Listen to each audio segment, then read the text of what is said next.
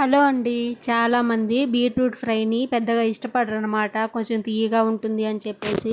అయితే ఇది హెల్త్‌కి చాలా మంచిదనమాట. ఒకసారి నేను చెప్పినట్టు చేయండి. చాలా టేస్టీగా అయితే ఉంటదనమాట. ఫస్ట్ బీట్రూట్‌ని ఇలా ముక్కలుగా కట్ చేసుకొని కొంచెం సాల్ట్ వేసి బాగా ఉడకబెట్టుకోండి. తర్వాత వీటన్నిటిని స్ట్రైనర్‌తో పక్కకు తీసేసి తర్వాత ఒక బాండిల్ పెట్టుకొని ఆయిల్ వేసి ఆయిల్ హీట్ అయిన తర్వాత 1 స్పూన్ దాకా పోపు దినుసులన్నీ వేసుకోండి.